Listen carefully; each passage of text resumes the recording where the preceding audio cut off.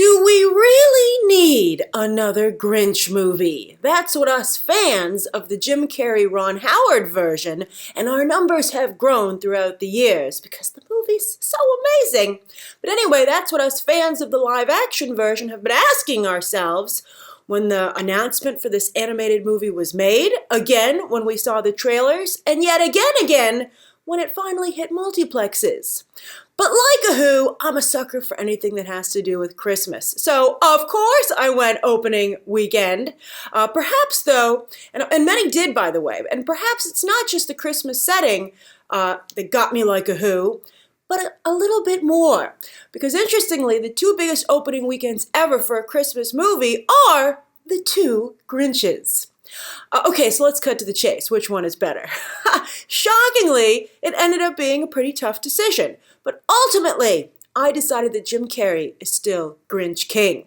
That film still seems grander, like on a larger scale, more worthy of the big screen. This did sometimes seem like an extended TV special. Not that there's anything wrong with that, but it just didn't feel as cinematic.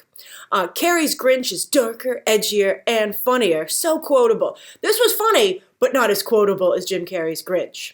Plus, the Ron Howard live-action film really does a good job showing how commercialism can cheapen the holidays, which is kind of the point of the story.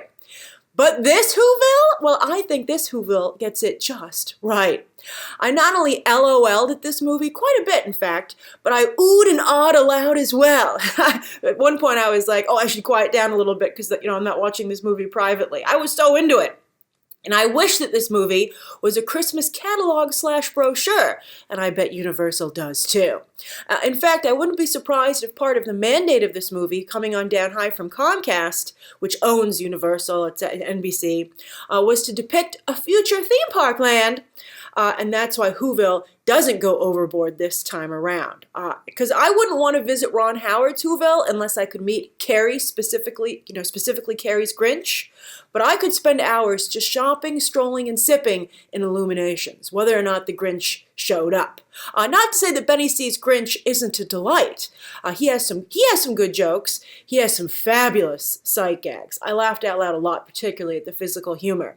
But quite frankly, he isn't that mean of a guy. Yes, just as Illumination pulls its punches with Whoville, it does with the Grinch as well. The real stars of the movie are twofold. One, the animation. So crisp, so clean. Perfectly capturing the magic glow of Christmas lights and beyond. Seriously, I have never seen anything. Well, I mean, I have occasionally, but this was just perfect. It's like I looked at it and I was like, that's Christmas. That's Christmas. I just instantly knew.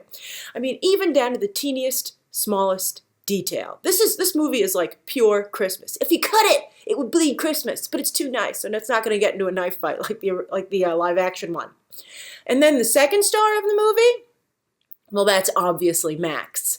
What a scene stealer. The face acting. He doesn't have a single line, yet I always knew what he was thinking. And sometimes he surprised me. Yes, the creativity of the animators here with Max's actions and reactions is nothing short of amazing. Never cliche, always clever, and with a lot of heart. So good. There's also a cute subplot with Cindy Lou Who reimagined as a street smart for Whoville, a little girl with her own gang of friends. But I kept getting the feeling that she was going to set the Grinch up with her single mom, but then that never happened, so I was like, why did you seem to set that up? Also, speaking of things they set up, there was a sweet, selfless wish that she had for Santa, but the movie never really dealt with that. I mean, they kind of did over the closing credits, but not really. It's like, if that was how they dealt with it, I mean, it was, but it's like, that's such an offhanded, forgetful way to deal with something that you set up as being like really important and pure and, not commercial, so it was weird. And at first I thought it was rather touching and sophisticated when Cindy Lou Who told the Grinch that we're all kind of sad and that Christmas is the ultimate antidepressant. But the more I thought about it, the more it bothered me. Because I think that's a lot of responsibility to put on Christmas. And what do you do the rest of the year? Like, Christmas Band-Aids are awesome, but Christmas itself shouldn't be a Band-Aid. Oh, and it was also nice to hear Kenan Thompson. He got work out of SNL, even if it was still, again, Universal and NBC are both owned by Comcast. But still, he had another gig, and he knocked it out of the park. He did a really good job. I mean, I could clearly tell it was his voice, but that didn't bother me. I mean, I can clearly tell it's Bill Hader over in Wreck-It Ralph 2. And I thought he had some really good gags. And he was supposed to play, he played someone who just loves Christmas, and I could feel the love in Kenan's performance. Like I always do. I like Kenan.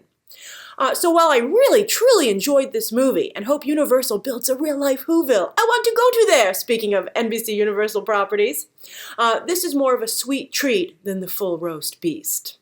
If you love Christmas, it's a must-see, but if you can take or leave Christmas, well, it's the same thing with this movie. And I think I will buy it to add to my holiday movie collection, but while I sit down and watch The Grinch every year, the Jim Carrey one, with this, I can see it more being on in the background, let's say, with stopping for a few key scenes.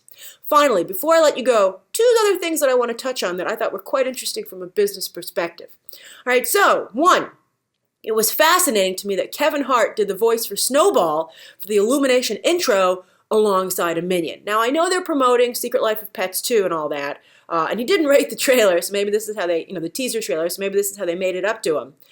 But that's like almost Tom and Tim level, Kevin, so congrats. That was very nice for him.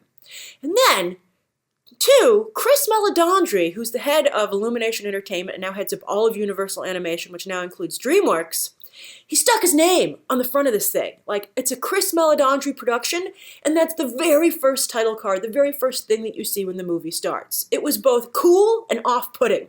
And it instantly made me think, should Kevin Feige start putting his name front and center, like the first thing you see on Marvel movies? I mean, if people are putting their names on stuff, just that level of ownership from a producer. I mean, I guess Jerry Bruckheimer used to do it, but I guess to me, it didn't even with Bruckheimer, even though his name was everywhere, it didn't seem as like, look at me, as the Chris Meledandri thing. Maybe because he's been so off the radar until now. And he's trying to fix that, perhaps. Just like Jason Blum. I hope he has better luck than Jason Blum, who keeps sticking his foot in his mouth.